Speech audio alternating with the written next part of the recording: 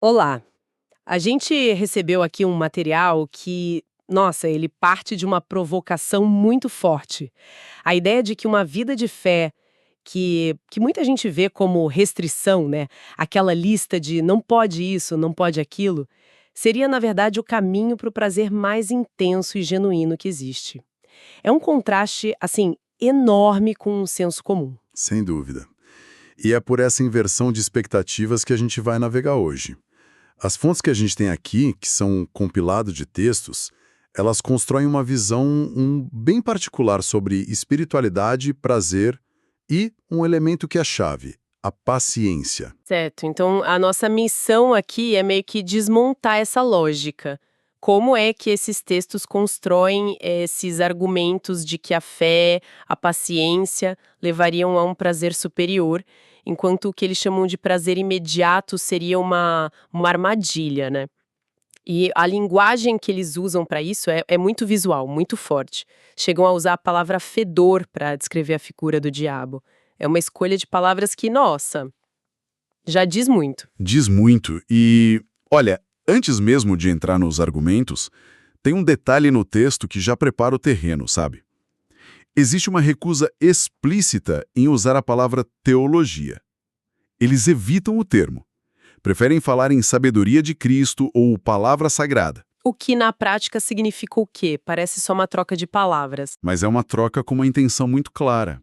Sinaliza, desde o começo, que a gente está lidando com um sistema de crenças que se vê como autossuficiente. Ao rejeitar a teologia, eles estão se afastando de qualquer interpretação que considerem acadêmica, humana, externa. É um jeito de dizer, a nossa fonte de conhecimento é pura, é direta, não precisa do filtro do debate intelectual. É um movimento retórico para reivindicar uma autoridade que é exclusiva. Entendi. É como se dissessem: não queremos debate, queremos revelação. Ok, então vamos mergulhar nisso. Para a gente entender o raciocínio, tudo parte de uma grande divisão, né? De um lado, você tem uma figura, Deus, que é apresentado como o arquiteto do prazer. E do outro, uma figura antagônica, o diabo, chamado de o Deus deste século, que seria o falsificador barato. Exato. A estrutura inteira se baseia nessa oposição, o original contra a cópia, o autêntico e o falsificado. E segundo o texto, a grande estratégia desse falsificador é o que ele chama de cegar o entendimento dos incrédulos, Cegar para quê exatamente? para convencê-los de que a vida de fé é o oposto do prazer, que é uma vida chata, monótona, literalmente em preto e branco. E a reação do texto a essa ideia é passional, é uma exclamação. Que mentira atroz! Fica claro que esse é o principal campo de batalha ideológico para o autor. E o que é poderoso aqui, eu acho, é a estratégia de cooptação. Em vez de proibir o prazer, o texto o ressignifica. Ele captura o prazer para dentro da própria lógica. É uma tática muito mais eficaz que a simples negação, porque não luta contra o desejo humano, mas redireciona, né? Ele diz: você quer prazer? Ótimo.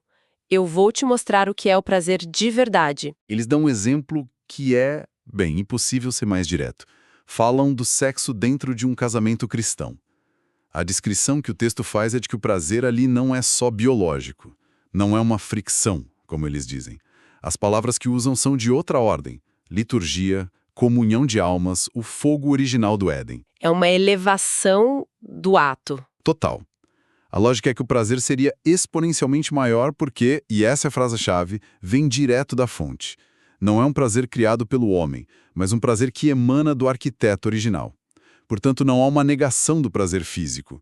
Pelo contrário, há uma promessa de que ele vai ser mais intenso, mais significativo, porque está conectado ao seu propósito original. Sabe, o que me chama a atenção agora é que o argumento não se limita à espiritualidade pura ou, sei lá, à intimidade. Ele desce pro dia a dia de um jeito bem concreto. Falar de carros e tecnologia, eu não esperava por isso. Como eles conectam essas coisas que parecem tão mundanas. Essa é a parte que expande a filosofia para toda a existência. O texto argumenta que a criação divina não se limita só à natureza. Ela se manifestaria em reflexos da glória do Criador, que estão em toda parte. E a lista que dão é bem reveladora. espera um pouco. Colocar um carro de luxo e a engenharia da tecnologia na mesma categoria de reflexos da glória é uma escolha curiosa. Isso parece alinhar essa visão de mundo com uma certa apreciação pela modernidade, talvez até pelo capitalismo, desde que seja de alguma forma santificada. O texto dá alguma pista sobre isso? Não diretamente, mas a implicação está aí. Ao incluir o design de um carro de luxo ou a engenharia da tecnologia, o texto está legitimando essas criações humanas como manifestações de uma centelha divina. A beleza de uma mulher, a harmonia da música, o design de um produto, tudo isso pode ser uma janela para o divino. A questão, para o texto, nunca é o objeto em si. O problema não é o carro, a música ou a beleza. É a atitude que se tem diante deles. Essa ideia de adorar aquele que deu a coisa em vez da coisa em si parece ser a chave de tudo. Mas na prática, como é que o texto sugere que alguém faça essa distinção? Parece uma linha muito fácil de cruzar sem perceber. E é aí que entra a ideia da gratidão como um mecanismo de calibração. Segundo a fonte, a pessoa de fé que desfruta dessas coisas com um sentimento de gratidão ao Criador está provando uma gota do oceano de Deus. A metáfora é de uma degustação, sabe? Você aprecia o sabor, reconhece a origem, mas não tenta beber o oceano inteiro. Você não se torna escravo daquilo. Então, a diferença está no foco. Se eu olho para um carro bonito e penso, que engenharia incrível, que design, e isso me leva a um senso de admiração pela capacidade criativa, eu estou no caminho certo, segundo essa lógica. Mas se eu penso, eu preciso ter esse carro para ser feliz, ele vai me definir, aí a coisa muda. Exatamente. A frase do texto que amarra isso é: ele não adora a coisa, ele adora aquele que deu a coisa. Essa mudança de foco, segundo a fonte, é o que torna o sabor eterno, em oposição a um prazer que invariavelmente deixaria um gosto de vazio, porque o objeto nunca consegue cumprir a promessa de plenitude que a gente projeta nele. Ok, entendi a proposta do que seria o prazer autêntico, mas uma oferta só faz sentido quando a gente conhece a alternativa. O que um outro lado, o fedor, coloca na mesa segundo esses textos? A fonte é muito direta sobre isso. Ele só tem uma moeda para negociar, uma única coisa para oferecer: o imediatismo. A proposta dele é sempre o prazer ridículo de imediato. É o atalho, é a satisfação agora, sem processo, sem espera. E para ilustrar isso, eles usam uma das analogias mais famosas da tradição judaico-cristã. A história de Esaú. Exato. E para quem não lembra da história, Esaú é aquele personagem bíblico que, no momento de fome desesperada, trocou todo o seu direito de herança, o futuro dele, por um simples prato de lentilhas. Virou o arquétipo da troca desastrosa motivada pelo impulso do momento. O texto diz que a oferta do fedor é sempre essa. Esquece a herança, esquece o futuro, toma aqui o seu prato de lentilhas. Agora. E as consequências dessa escolha são descritas com outra metáfora bem gráfica.